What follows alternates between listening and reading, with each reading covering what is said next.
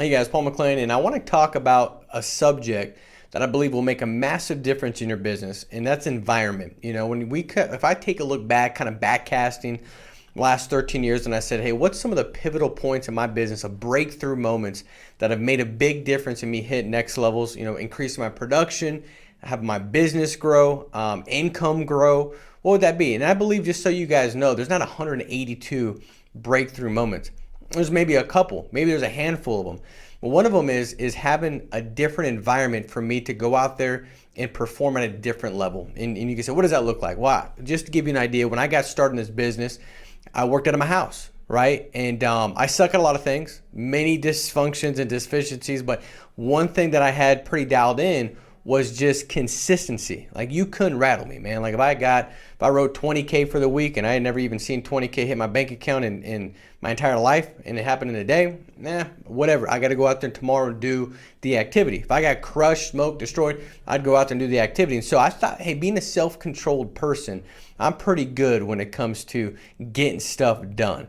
And so I convinced myself that, hey, I was just as good in my home office that I had in my bedroom as I was anywhere else. So much so, and this is kind of embarrassing speaking about, I don't know if there's many people in FFL that were as bad as I was. I think most are not in the situation, but I had like 3 assistants working out of my house before I was like, all right, I need it. And it was my wife that helped me. She came downstairs one day and she's like, I got to be honest, babe. I said, what's that? She says, I feel like I'm a squatter. I said, what do you mean squatter? She's like, those people that break in to a house that's vacant and then they squat? She's like, I feel like I'm squatting in a commercial office. And the reason being is, like, I had a desk at the time, this is going back 10 years ago, I had one daughter, had a desk in her room, had a desk in my other room, had a desk in my other room, and man, it was like an office space. And I thought, was the same thing. What I didn't realize is, man, how important environment was. And I didn't get it until I finally got plugged in to an office space where I was like, oh, got it. Where all of a sudden, when I came into that office, something shifted in my mind, the way I held myself, the way I performed, the way I responded. Everything started to be different. And I said, why is that? Why is it so different? And I didn't think it was going to be. My ability to remove distractions, compartmentalize, fix focus, be focused on what I was doing to get the most from it, because how important is focus, right? And all that stuff changed and shifted. And what I realized is, when I was working at my home office, man, I'm conditioned. It's where I go to sleep, right? It's where I watch, Netflix, where I watch a movie. It's where I eat. It's where I do all this stuff that wasn't business related. And as much as I wanted to try to create a new internal environment, a lot of that external environment where I was at, it was messing with me. I didn't even know it, right? I hear my wife talk. I'm going to go out there and have a conversation with her. Or I'd hear her saying something. I start thinking about that. Well, now my energy, my emotions, it's shifted. My focus is shifted over here. So I'm not going to be as effective right here every time that would take place. And it made a massive difference. It made a big, big difference. And so what I realized is this. Now, if you're like, well, Paul, there's no office nearby and I just got started. Well, I'm going to kind of also give you something that I think will really help you get, elevate your game when it comes to environment and how to internalize a different perspective and really kind of develop a new environment internally, so to speak. But I do want to address this. If you, as Family First Life, has grown and expanding across the entire nation, odds are there's an office space that's pretty close nearby. Are you plugged into it? Have you convinced yourself that you're just as good as your home as you're there? Because you're not. And I love some of these top producers that are driving 2 hours to go to an office space. You say, man, that's 2 hours of driving.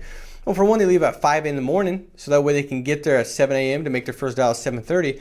But also, they get to do it. Sometimes what can seem as a negative is absolutely a great positive. So those 2 hours driving, which my office, when I got started, initially that I'd plug into once a week to dial, was 2 hours away. But you're able to listen to podcasts, to develop, to think on your way back home after you're done dialing at 8:30 at night. You're driving back, well, typically from 8:30 to 10:30, what are you doing? Is it productive? Now, I'm speaking to myself when I say I'm typically not productive 8:30, 10:30 sitting in my house. I'm, the kids watching it. I'm not super productive. But if I'm out on the road, now I'm developing myself. I'm not watching Netflix driving home. I'm listening to something that's going to help me get better. I've planned and said this audio, this podcast has served me the best. So I'm going to continue to listen to it over and over and over again. And I'm getting the most from that. And so what I believe is this: everybody with Family First Life, I don't care your background, where you came from. I don't care what last week looked like. I don't care what last month looked like. I don't care if it's been 6 months and you're finally starting to get to write 20K. I don't care if you're Corey that just got started in his first 30 days he's writing 20K. Or maybe you're Tyler in your first 30 days you were like over 80,000. Whatever that may look like, that doesn't matter. What I do know is this: anybody can do this. There's no prerequisite to doing this. That everybody's got this seed in them that says you can go out there, care about people, make phone calls, get leads, book appointments, see clients. Everybody's got that seed. Now, I believe that everybody has that. Doesn't mean that everybody's going to see growth. What does that mean? Well, if your environment is that of distraction, negativity, maybe it's complaining, or maybe it's strife, whatever that may be, that's going to keep your seed from getting the right nutrients, the right sunlight to actually have it grow. So the way I look at this thing is when I would go plant myself at the office, that seed I have within is getting what it needs to go out there and grow and develop into something great that I want to see in the external. But my internal seed has everything to do with the environment that I've got externally. So if I can put myself in an external environment that's going to set me up for success, I'm a lot more likely to be successful. And so if you've got an office space, go there. Now you could say, I don't have one. Well, I love what Andrew did. I drive by his house. He'd be in his garage, in his car. So his car was his office space. And I'm not telling you to do what he did, because I'm just glad he's still alive, because I kind of like him. But he'd have his garage down, and his car would be on with his garage down, which is definitely not healthy, because at that time he didn't have a Tesla like he does now. So you got emissions going everywhere. And he'd be dialing, booking appointments in his garage. We said, why do you do that? No distractions. He'd leave his computer out. He'd have his leads. And then he'd have his phone. And he'd just call. Nothing was messing with him. See, too often we're trying to creatively come up with, well, how do we overcome the distraction? Well, how about you just remove the distraction? A lot of times you remove distractions, remove yourself. When you place yourself, reposition yourself in a new environment that doesn't have those same distractions. So environment's going to dictate your success. It's a big deal. In fact, so much so, I remember my daughter one day, she came home and she was in cheerleading for many years. She had worked her way up at the age of 9 to be on a senior co-ed 5 team. And most people on the team were 17, 16, 17, 18. And guess what? 16, 17, 18-year-olds, they speak about different things than 8-year-olds. And what they speak about, I don't want my 8-year-old hearing. You know, one time she came home, she said, hey, Dad, I got a question for you. I said, what's that, sweetheart? She said, what's twerking? And I was like, excuse me? Come again? She said, what's twerking? And so I use this as an opportunity to really kind of create a picture where we didn't have to go there, you know. So I said, well, sweetie, that's a very dangerous activity. In fact, there's many girls that die every year. In fact, I think there's millions of girls a year that die from that activity. In fact, even if you say the word, it could get you sick. So like I wouldn't even entertain it. But what I realized was this: if she's in that environment, voices lead to choices. If those are the voices she's going to hear, she's going to start saying the same thing, thinking about, and she's 9. So I use that as a great opportunity to move from cheerleading to soccer, which I was effective. In fact, that was one of my biggest sales I've ever made, which I had the door open by that. So I'm glad the twerking conversation happened for whatever 17-year-old out there was talking about, mentioning that while my 9-year-old daughter was around. But at the end of the day, that's how important it is. So you gotta reposition yourself, right? Now let me talk about this real quick. So just so you know, to recap, if you can get to an office, if you can change your environment, if you get to your car because you don't have an office, if your office is 2 hours, understand that that's a great thing. It might be a better thing that's 2 hours away than it is 2 minutes away because of the activity that you're going to force yourself to do. You're going to sacrifice a couple hours that are usually tied to unproductive times in your day, and now you can make them productive, right? But when it comes to plugging in an office, now you're around other people. They're doing what you're doing. People do what people do. You come to my office and you start talking to people while you're dialing, it's going to be uncomfortable. And it needs to be uncomfortable. Why?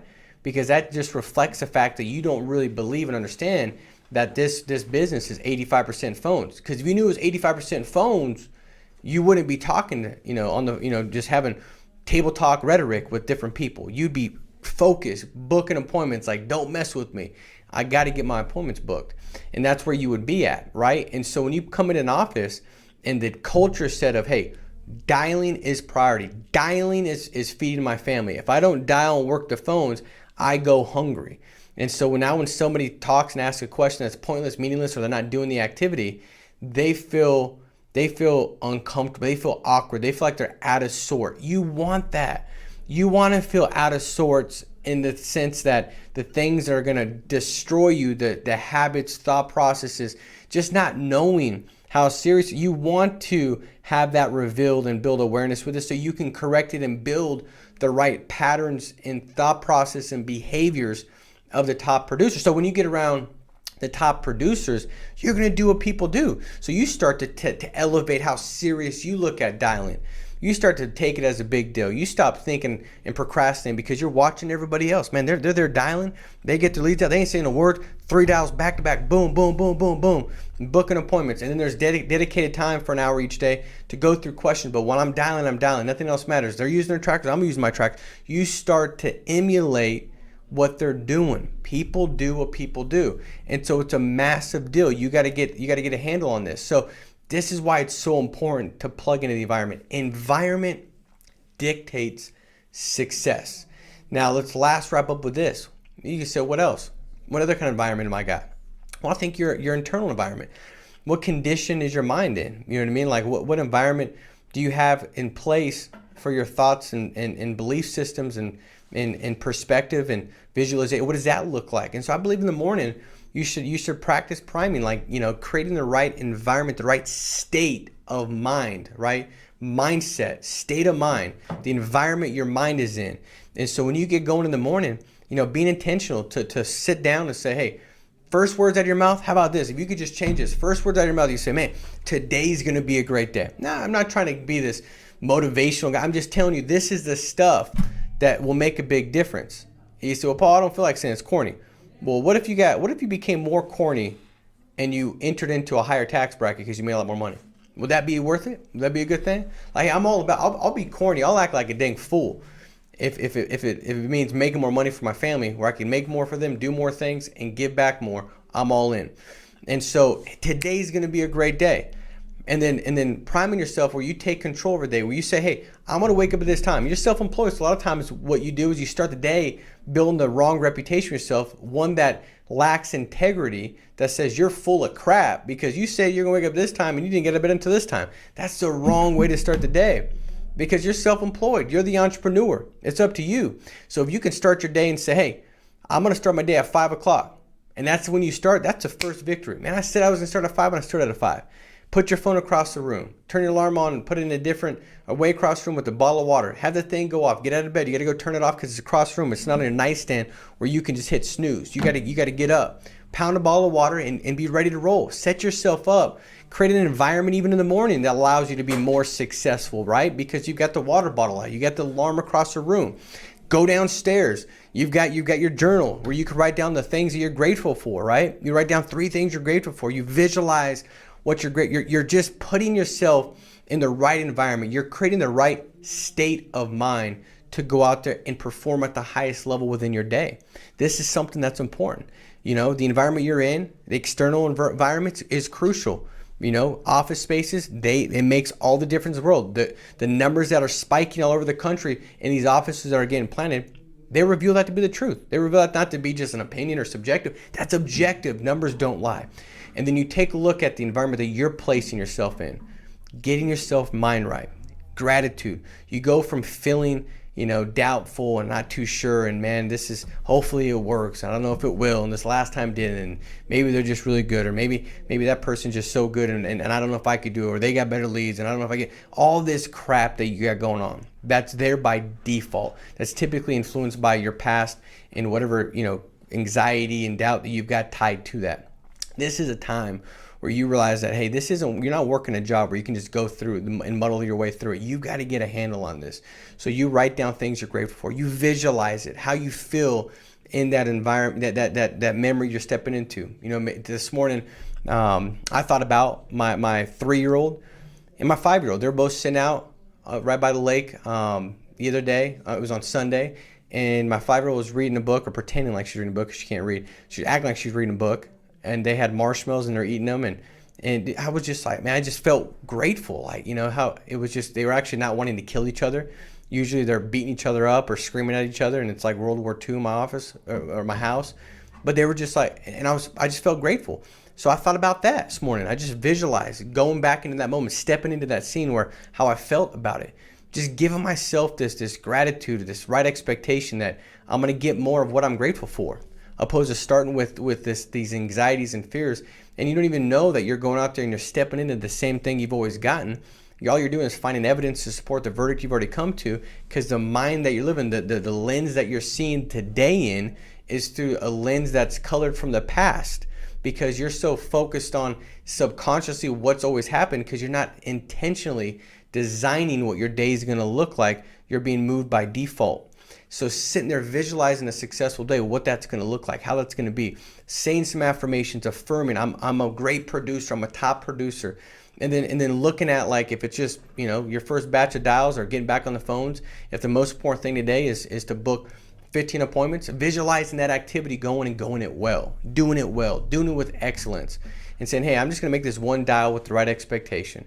And seeing how you're going to respond when if you got 5 people to hang up on you. What's your response? Is it now it's external, out of your control, it's the leads, or is it something you could tweak and adjust, and hey, you're going to get better. This is all part of the process. This is going to serve a good purpose. This is good that it's happening. I'm going to develop and grow because of this. The more pain I've got, the more gains I'm going to have.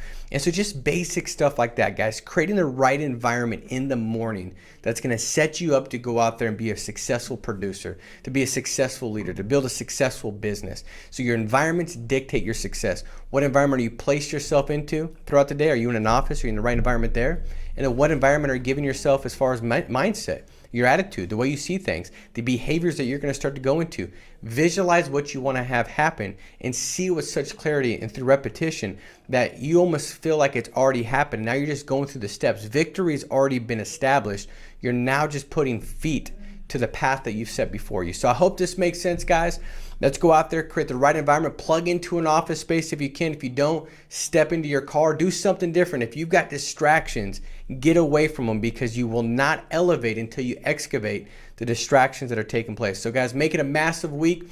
Take care, be strong, be steadfast, and we'll talk to you soon. Take care. Bye-bye.